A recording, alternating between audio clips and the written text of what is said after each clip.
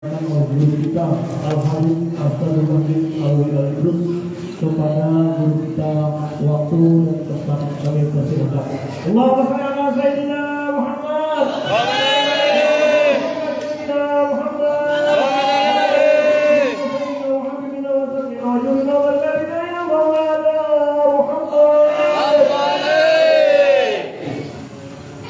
Assalamualaikum warahmatullahi wabarakatuh. Waalaikumsalam warahmatullahi wabarakatuh. Alhamdulillah, wassalatu wassalamu ala rasulillah Sayyidina Muhammad bin Abdullah wa ala alihi wa sahbihi wa man wala, amma ba'd. Alhamdulillah, kita pada pagi hari ini diberi kesempatan oleh Allah Subhanahu wa taala menghadiri acara pembacaan Maulid Nabi kita Muhammad sallallahu alaihi wasallam, memperingati kelahiran seorang manusia yang paling dicintai dan paling dimuliakan oleh Allah Subhanahu wa taala. Dan bulan Rabiul Awal bukanlah bulan mulia dan tidak termasuk min asyhuril hurum kata Allah, akan tetapi menjadi mulia karena kelahiran manusia yang dimuliakan. Bulan Rabiul Awal atau mungkin di kalangan kita lebih dikenal dengan bulan Maulid, yang tadinya bulan biasa menjadi mulia dengan sebab manusia yang dimuliakan dilahirkan di bulan ini. Karena apapun yang berkaitan dengan Nabi maka akan menjadi mulia. Para guru, para ustaz, para kiai, para habaib yang hadir di tengah-tengah kita, yang moga Allah SWT memberikan beliau sehat afiat dan Allah kita hajatah, menjadi mulia karena merupakan pewaris Nabi, menjadi mulia karena merupakan pewaris ilmu syariat agama Allah. Para habaib kuliah Nabi, keturunan Nabi, yang Nabi mempunyai keturunan dengan dalam lebih dari 60 hadis dan beberapa ayat di dalam Al-Quran, menjadi mulia karena ada darah Nabi di darah mereka. Madinah, kota biasa yang belum bernama Yathrib, menjadi mulia juga dengan sebab Nabi hijrah ke Madinah dan wafat dan dimakamkan di Madinah. Sampai-sampai ada pepatah Arab mengatakan arsul Nabi mahi kama barfil arab. Tanahnya Nabi tidak sama dengan tanah-tanah yang lain. Dulu tanah yang paling nomor 1 itu Mekah, dengan fadilah, keutamaan dan pahala berlipat ketika kita beribadah di Mekah. Nomor 2 adalah Aqsa.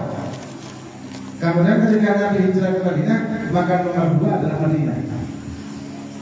Yang kalau kita beribadah di sana, dilipat gandakan sampai ribuan kali lipat. Ibadah yang sama kita lakukan di kota kita, maka akan berlipat ganda ketika kita melakukannya di kota Madinah.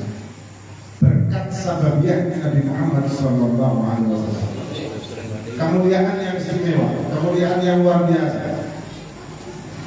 Nah, moga-moga Allah SWT tetap memberikan kita kemuliaan itu sampai kita meninggal dan kita bertemu Nabi Muhammad sallallahu alaihi wasallam.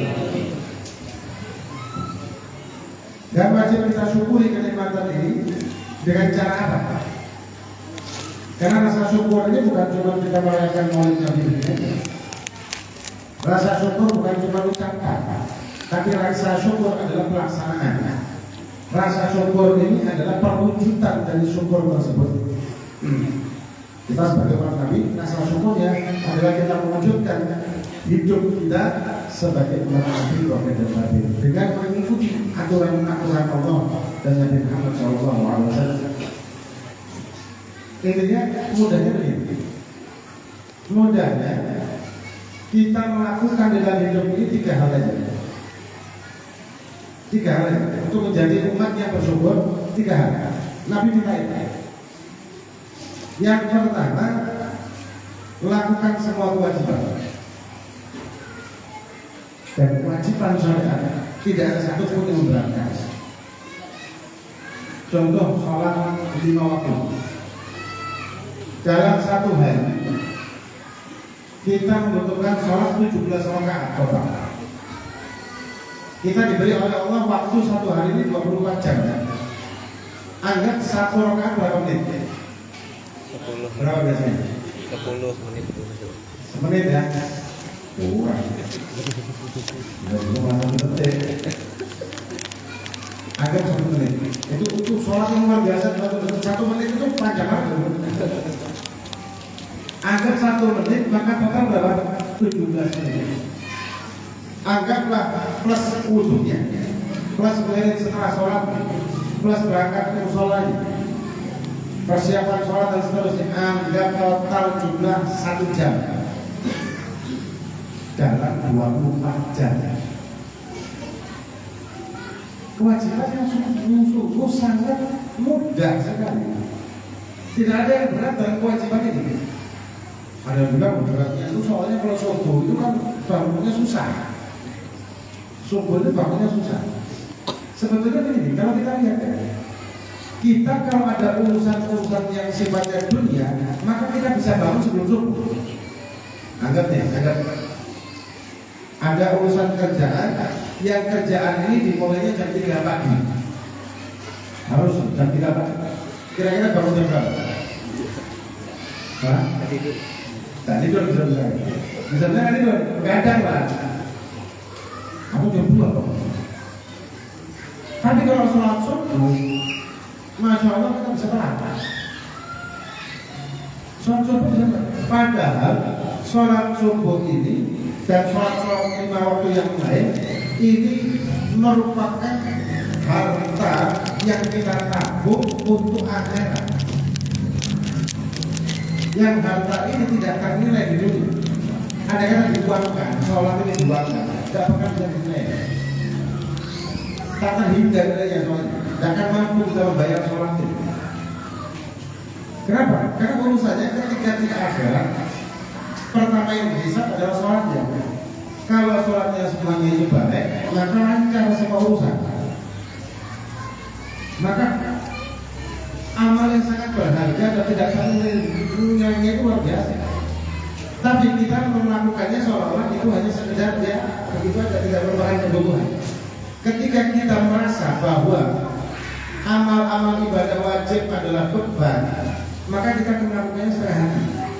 Tapi kalau kita melakukan ibadah itu dan menjadikan sebagai kebutuhan, maka kita akan melakukan sepenuh hati. Sama dengan kayak kita kerja bakti tulang, berangkat pagi, pulang sore. Bahkan saya kebetulan punya rutinan majlis di Jakarta setiap bulan. Jadi kita tahu sih banyak di orang sana. Mereka ini rata-rata kalau kerja kerja kantor yang berangkatnya yang kita pejabat jam 8 kan masuknya biasanya. Itu mereka bisa berangkat itu setelah subuh langsung berangkat. Jadi jam setengah 6, jam 6 itu paling lambat jam 6 karena tak macet.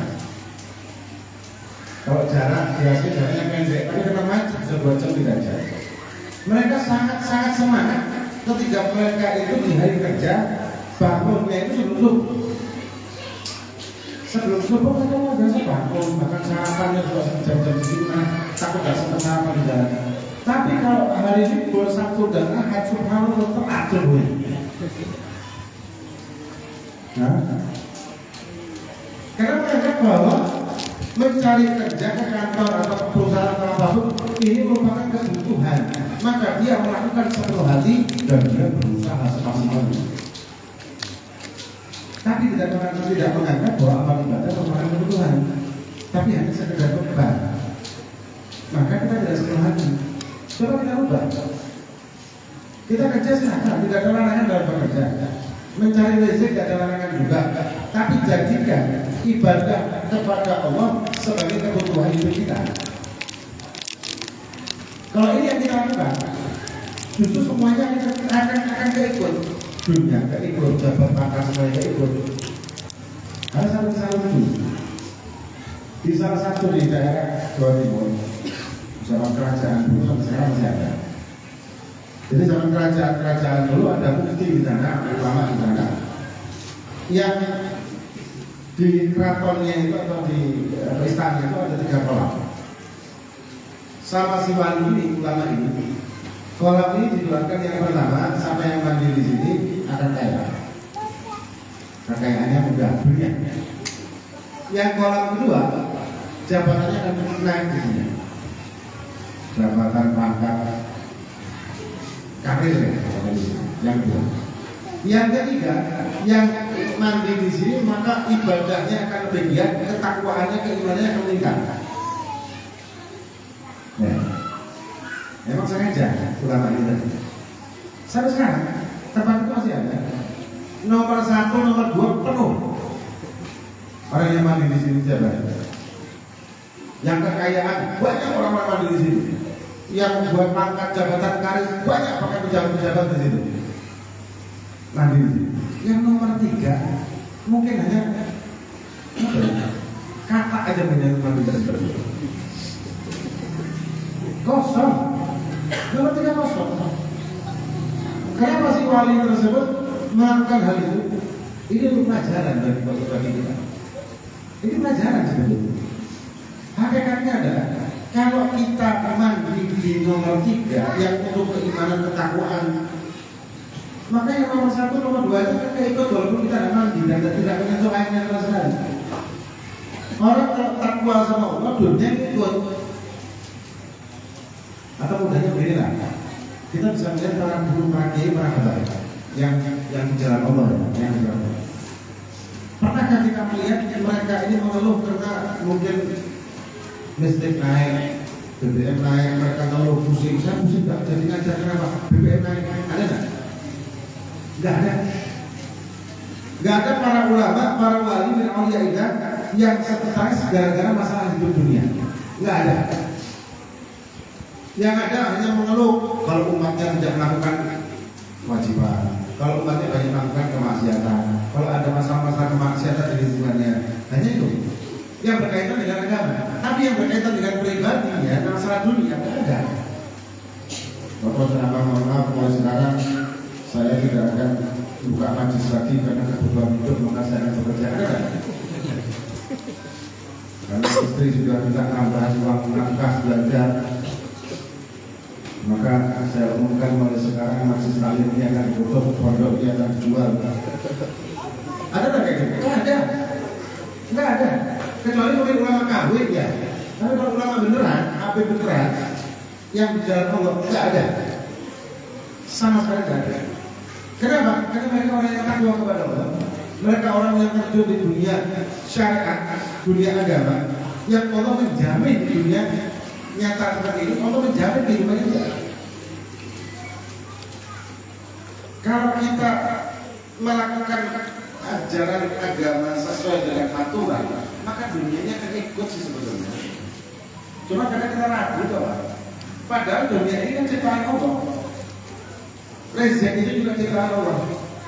Allah yang ngasih kita rezeki, Allah yang mencegah kita rezeki, Allah yang membukakan pintu rezeki, dan Allah yang menciptakan kita, dan Allah yang memberikan kita aturan-aturan hidup. Padahal Allah tidak pernah membutuhkan apa yang Dia ciptakan. Kita ini tidak pernah dibutuhkan sama Allah. Dalam satu syair juga ada tahu dari dia jadilah. Allah tidak pernah membutuhkan apapun yang diciptakan, termasuk apapun yang kita lakukan. Ibadah yang kita lakukan, sholatnya, puasanya, zakatnya, tidak pernah dibutuhkan sama Allah sama sekali. Ibarat kata kita semua masuk neraka, Allah nggak tahu. Nah, ada diskusinya soalnya. Ada diskusi yang mana hadisnya, mana hadisnya. Ada kata seluruh kata Allah, seluruh makhluk yang pernah Allah ciptakan sampai kiamat, manusia dan jin kata Allah, mereka semuanya punya penentangan kepada Allah kayak iblis. Menurut tafsir, ulama syarah hadisnya. Ada kata mereka semuanya ini yang Allah ciptakan, manusia dan jin seluruhnya, semuanya seperti iblis menentang Allah. Maka kata Allah tidak akan mengurangi kerajaan muslim, tidak akan berpengaruh dengan kerajaan Allah. tidak akan berpengaruh dengan ketuhanannya Allah dan kemahaesaannya Allah, tidak akan berpengaruh apapun. Tapi kita ini kadang-kadang jual mahal sih, merasa dibutuhkan. Orang yang merasa dibutuhkan kan jual mahal. Betul. Orang yang merasa dibutuhkan jual mahal. Tapi kalau merasa membutuhkan, dia akan berusaha bekerja. Tapi kalau merasa dibutuhkan, dia bakal suka bekerja dan merasa. Ya kita belum sampai nanya, saya kita sholat lima waktu ya, kalau dia sholat, dia segera sholat kan. Selesai. Padahal Allah memberikan kita semua yang Allah berikan kepada kita ini luar biasa semua. Allah memberikan kita kewajiban gunanya untuk kehidupan manfaat, untuk kebahagiaan hidup kita di dunia dan juga di akhirat. Karena Allah dengan Rahman Rahim ya, walaupun Allah tidak memerlukan kita sama sekali, Allah mempunyai sifat Rahman Rahim, Maha Pengasih Penyayang. Karena sifat itulah Allah mengutus para nabi dalam hal ini Nabi kita Muhammad SAW untuk memberikan kita petunjuk bagaimana caranya hidup di dunia yang selamat supaya nanti di kehidupan akhiratnya juga selamat. Ini karena Rahman Rahimnya Allah, bukan karena Allah butuhkan kita. Tapi ketika kita menerima kewajiban-kewajiban syariat yang kita membutuhkannya sebetulnya kita jual mahal. Kan lucu. Karena kita membutuhkan kita jual mahal. Sholat sebenarnya, padahal sholat yang sah, belum tentu diterima. Sholat yang sah belum tentu diterima. Sholat yang diterima pasti hasil dari ibadah yang sah. Semua ibadah, baik wajib maupun sunnah, mempunyai kriteria persyaratan kesahannya ibadah tersebut, dan yang kedua persyaratan diterimanya ibadah. Dua syarat. Yang sah belum tentu diterima. Yang diterima pasti hasil dari yang sah. Karena Allah membutuhkan segala. Maka kita harus mengejar. Kita membutuhkan soalnya, kita harus mengejar ibadah wajib. Dan ibadah wajib tidak ada satu pun yang memberatkan. Apa yang memberatkan ibadah wajib? Tidak ada. Sholat, tidak ada yang berat. 1 jam per hari itu pun dengan perlengkapan dan macam-macam. Dengan wudhunya, dengan awal, dengan segala macam. Saya tidak bisa berdiri duduk. Tidak bisa duduk berbaring. Tidak bisa tongkat. Tidak bisa dengan angguan kepala. Tidak bisa juga dengan kelopak mata. Tidak bisa juga gerak sama sekali total lumpuh, tapi bisa saja dengan hati. Kurang apa ya? Tidak bisa juga hatinya. Sholatin. Gampang. Mudah. Puasa Ramadan. Apa yang berat dari puasa? Tidak ada. Kalau orang ini sakit, ada makfu di situ, bisa tidak puasa.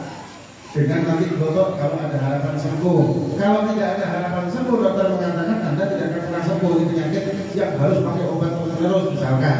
Maka dia membayar fidyah per harinya 1 mud, ya kira-kira kurang lebih 6,7 anak. Itu pun kalau dia mampu. Kalau tidak mampu, sampai dia mampu, ketika meninggal tidak pernah mampu membayar fidyahnya, maka mampu diampuni oleh Allah. Kurang enak apa? Haji manis tatwara dari sabina bagi yang mampu saja. Tidak ada kewajiban kita menjual apapun. Itu ada orang yang berangkat haji jual rumahnya, jual sawahnya, jual mobilnya, kendaraannya semua dijual semuanya. Kemudian berangkat haji pulang-pulang nggak punya rumah. Tidak boleh.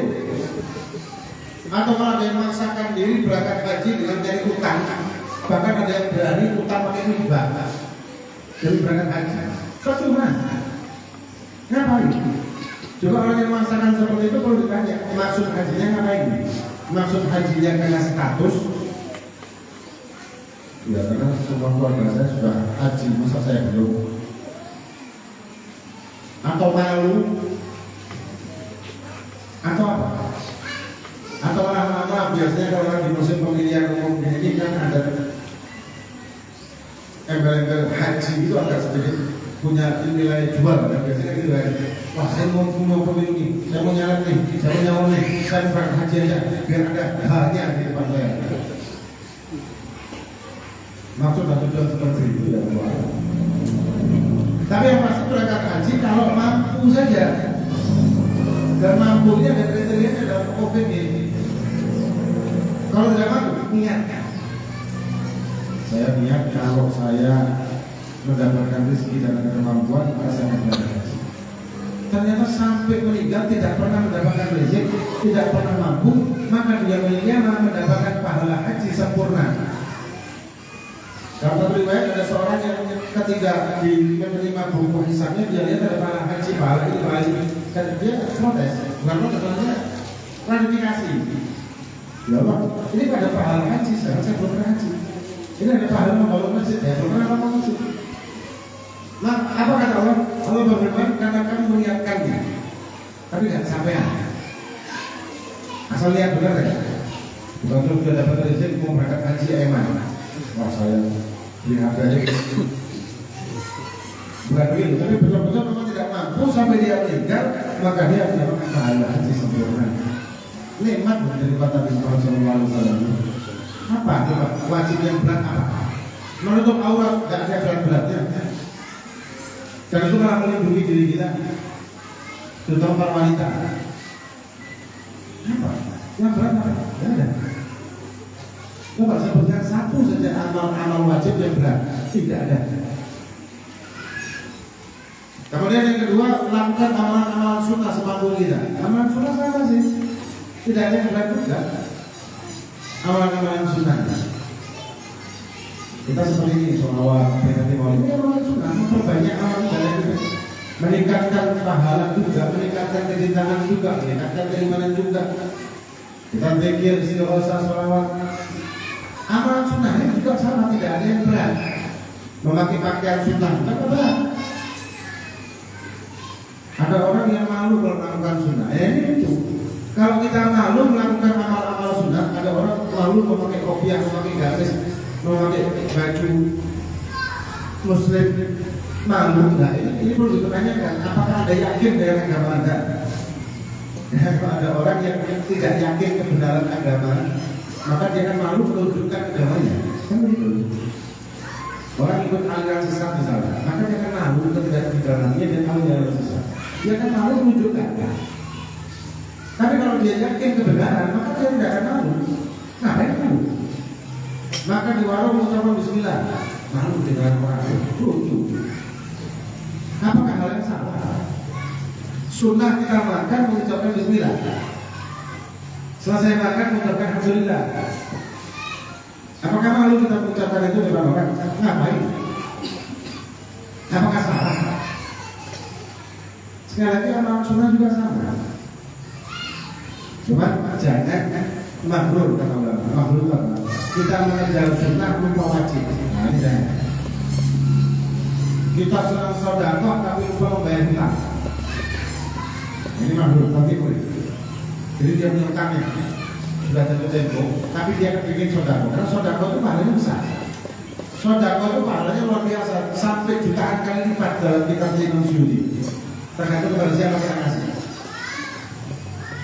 Dia waktunya bayar hutang, ada uang, tapi dia kena kepingin pahala yang banyak, dia kasih ke saudara orang. Ini salah, keliru, haram betul. Utang dulu, wajib dulu ditunaikan. Atau dia kepingin saudara, sedangkan waktunya memberi nafkah istri. Memberi nafkah istri hukumnya wajib. Utamakan yang wajib dulu, baru kemudian sunnah. Sunnah sebagai perkara wajib. Kemudian yang ketiga, jauhi semua larangan. Dan sama, tidak ada satupun larangan-larangan yang Allah yang kita butuhkan sebagai manusia normal. Apa coba? Tidak ada. Minum khamar, tidak kita butuhkan. Judi, tidak kita butuhkan. Apa coba? Tidak ada. Gosip, tidak kita butuhkan juga sih. Gosip itu membicarakan orang. Nah, gosip ini atau hibah itu membicarakan orang lain, membicarakan aibnya orang lain, yang orang lain tersebut kalau misalkan dia tahu dibicarakan dia akan malu dan marah, nggak suka. Nah, ini ada yang salah paham. Kebanyakan orang mengatakan hibah itu kalau tidak ada orangnya dinamakan hibah. Kalau ada orangnya itu tidak dinamakan hibah, itu keliru. Hibah ini ada orangnya, dengar orang yang kita bicarakan, atau tidak ada orang yang kita bicarakan di belakang dia, itu juga hibah. Kan biasa. Nah, saya tidak hibah ya. Saya nggak gosip ya. Saya nggak kalau bahasa Jawanya rasa-rasan. Saya nggak hibah. Ini ada orang ini. Kemarin saya lihat dia bertengkar sama istrinya dengan KPW. Ini ada orangnya. Ini hibah. Dosanya dosa hibah sama dengan ketika dia tidak ada kita bicarakan, atau dia ada kita bicarakan juga dan dia tidak suka. Ini hibahnya dan dosanya besar. Tapi semakin besar dosa, semakin kita mudah melakukan. Kenapa? Ya karena hawa nafsu menginginkan kita selalu bertemu kita. Coba acara takdir. Ya saya kan kalau di Jawa itu takdir kayak tuan Jumat di kondisinya ada dua. Takdir biasa, takdir biasa takdir. Itu kan cuma paling tidak mungkin. Tahu-tahu soal baiknya kedatangan seorang guru atau habib.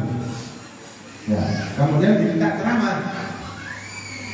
Biasa 30 menit selesai, ini diminta ceramah. Biasanya itu nanti di depan sana bagi masih di bukan iman, itu sudah teriak amin. Yang lain amin, maksudnya apa? Cepat selesai lah, doa aja. Memberikan isyarat kepada penceramah, udah nggak betah, udah gelisah. Padahal cuma berapa sih? Berapa menit? Paling-paling agak masa 1 jam total. Sudah gelisah. Tapi coba kalau kita duduk di tempat untuk gibahin orang, bisa berjam-jam, bahkan semua tetangga sudah kita gibahin, kita cari lagi mana saya lain. Ini sudah semua ini, sama dia belum. Apalagi TV juga mendukung. TV mendukung enggak kan gibah. Nanti berita artis ada uang kamera yang hujat semuanya, tahu-tahu di prank. Campur semuanya saudara. Yang bodohnya apa? Ya penontonnya yang ikut juga, ikut campur juga. Ngapain bukan saja? Ternyata penipuan, prank. Bahkan ada yang di prank polisi juga kan begitu ya. Kami berita. Orang bertuan simpatik lah, ada benci sama pasangannya lah, benci sama suaminya lah, simpatik sama si istrinya lah. Ini kok orang ternyata prank. Ternyata penipuan. Tapi kita sudah terbawa. Ini hibah sama. Nanti kita bicara sama orang lain begini. Ini ngapain juga kita campur tangan.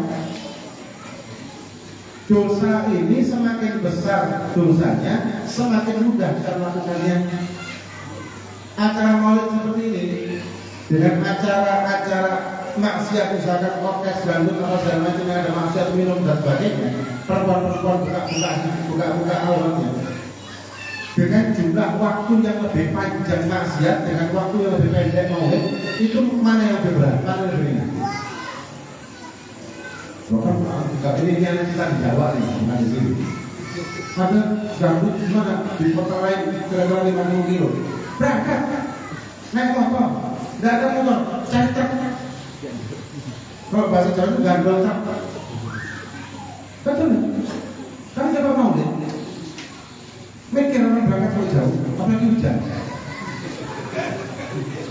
Hujan beres, ibon mulainya. Panitia susah dong, dia kan gantungan banyak begini, nggak ada yang harus cabut sendiri sama dia.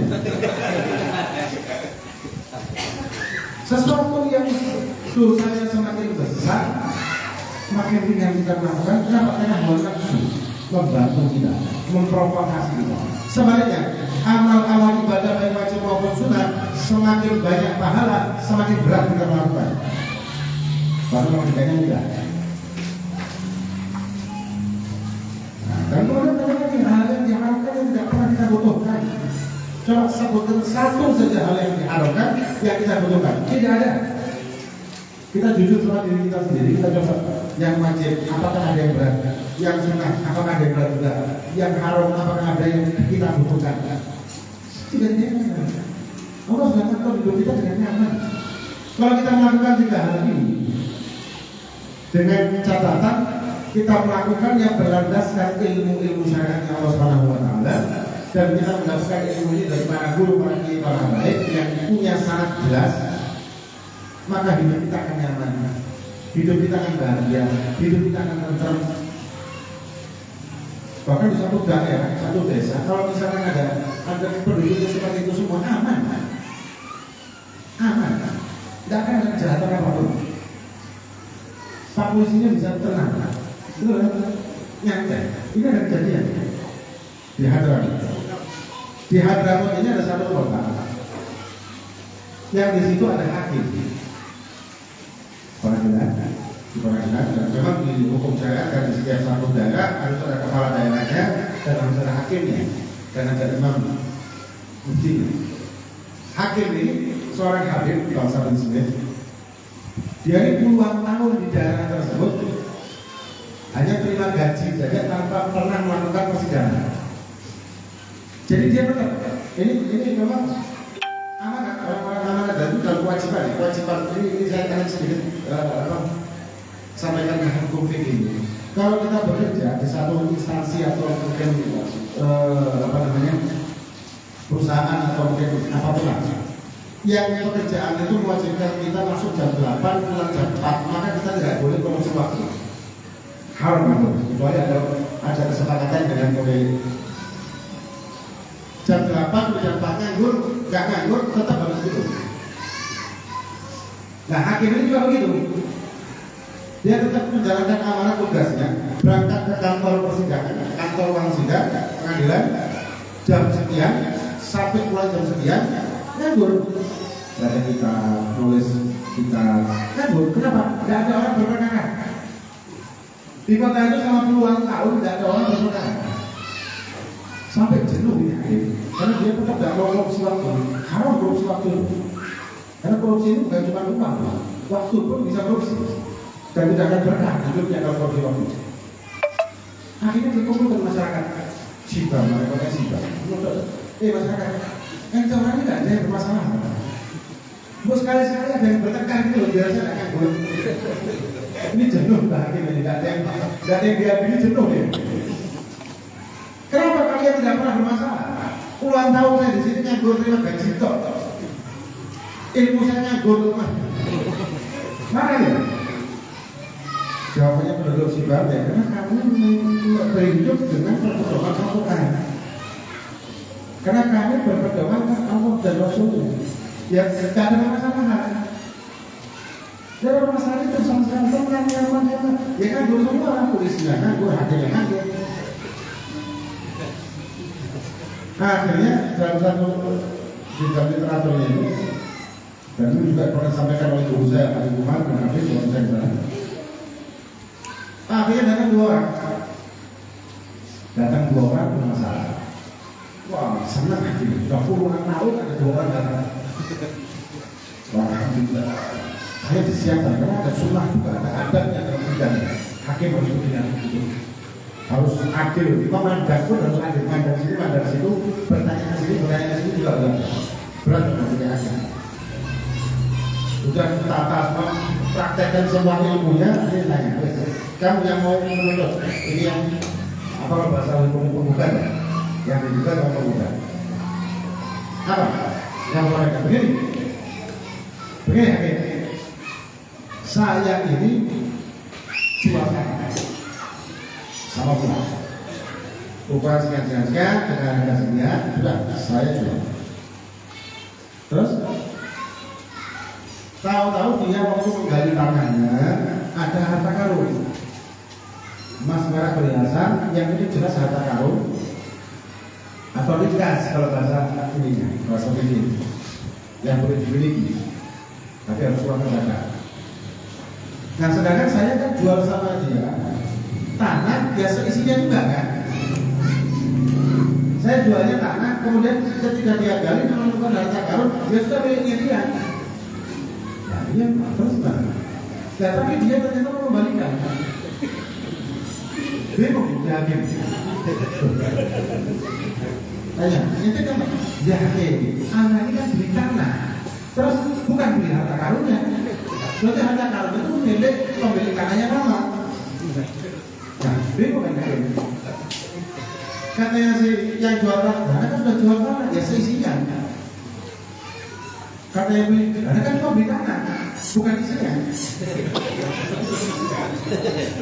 Bingung, akhirnya bingung, stres lah. Ini sekalinya puluhan tahun nggak dapat masalah, nggak dapat kasus, tahu-tahu dapat kasus kayak gini. Bingung, akhirnya apa ya? Akhirnya mereka ngomong gini, sudah yakin apa? Sudah, kami pasrah. Harta karun ini saya serahkan hakim aja. Wah, kamu nggak hakim. Karena mau bunuh saya, karena menyuap sedikit saja, itu dosanya berkali-kali lipat soalnya. Menyuap dikit saja. Atau jangan nggak pakai uang ya, pakai hadiah misalnya kalau bahasa kita nih, pakai ini rokok satu batang. Bagi yang bermasalah ya, bagi yang berkasus ngasih hakim rokok satu batang, berapa sih satu batang itu? Sampai 1 juta? Enggak kan? Itu berapa ribu kan? Satu batang, susah kan? Susah. Tuntutan di akhirat itu berlipat-lipat ke hakim dia, marah dengan orang lain. Ngaku hakim. Kalian mau bunuh hakim? Kalian mau bunuh marah-marah hakim? Mau dikasih harta? Kalau kayak kita kan alhamdulillah. Akhirnya terus gimana nih bingung? Yang ini tidak mau terima harta, ini yang tidak mau terima harta. Masa dia tidak punya hak lagi karena sudah jual tanahnya, yang ini juga merasa tidak punya hak juga karena saya beli tanahnya. Terus hartanya udah kemana? Akhirnya pernah ingat ada satu kisah dari saya seperti ini. Tanya, itu punya iya, nanti bawa perempuan lagi. Itu perempuan. Saya nikah belum. Saya nikahkan dua-duanya. Ini harta mengambil 5% untuk masuk baitul mal, zakat 5% zakatnya. Zakat 5% kita ambil dulu, yang sisanya 95% kasih anak dia berdua buat pernikahan dan dia itu. Selesai, Pak. Terus saya keluar. Nah, tak lalu ini pun sana, ini berdua. Sekali ada masalah berdua. Hidupnya aman, tenang, bahagia semuanya satu kota dan berjalan. Gara-gara menjalankan aturan Allah dan Rasul aman. Maka itu kalau kita misalkan ingin hidup kita bahagia, nyaman hidup kita, dunia kita nyaman, anak istri kita nyaman, hiduplah berdasarkan aturan-aturan Allah dan Rasul. Lakukan kewajiban sesuai aturan-aturan syariat. Lakukan amal sunnah, perbanyak amal sunnah sesuai juga dengan aturan-aturan syariat, syarat sahnya dan syarat kabulnya ibadah. Dan jauhi semua larangan-larangan. Dan pelajari itu semua ilmu melalui para guru, para kiai, para ulama yang bersanad jelas, maka hidup kita akan bahagia dunia bahagia akhirat, akan nyaman hidup kita. Semoga Allah SWT dengan berkat apa yang kita lakukan pada pagi hari ini menjadikan di hati kita tambah iman, tambah takwa, tambah cinta kepada Allah, tambah cinta kepada Nabi kita Muhammad SAW, dan moga-moga kita diberi pemahaman ilmu-ilmu syariat Allah SWT hingga kita mampu untuk melakukan amal ibadah wajib maupun sunnah sesuai aturan Allah, hingga kita mendapatkan kebahagiaan hidup di dunia, kebahagiaan hidup di akhirat, dan moga-moga kelak nanti di yaumil qiyamah kita dipimpin para guru, para kiai, para habaib masuk ke dalam rombongan Nabi kita Muhammad SAW, dan kita diakui oleh Nabi sebagai umat yang lahir dari dunia dan akhirat.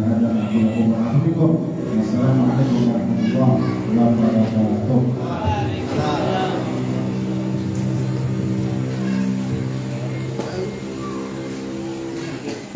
Juga tadi telah kita bersama-sama dalam agama Allah itu. Semoga apa yang beliau ajarkan kita bisa bermanfaat untuk hidup kita sehari-hari dan seterusnya. Baik, untuk memasuki acara yang kelima, untuk membaca doa. Untuk membaca doa, kami akan kembali kepada Habib untuk menjadi doa kepada beliau dipersilakan.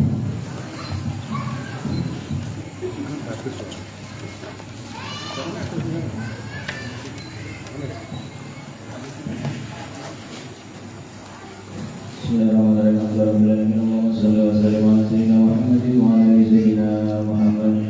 Walamma nadama fi kulli qawarin wa salatu Muhammadin yaqula tawajjahtu ila mutawassil fi sayyidi wa habibi Muhammad sallallahu alaihi wasallam ay ja'ala sa'yi fihi mashkura wa fi'li fihi mahmuda wa yajib 'amali bil 'amali maqbula wa tawajjuhi bil tawajjuhati al-khalis wa siratil mawsula. Allahumma ya man ilayhi tawajjahu al-amal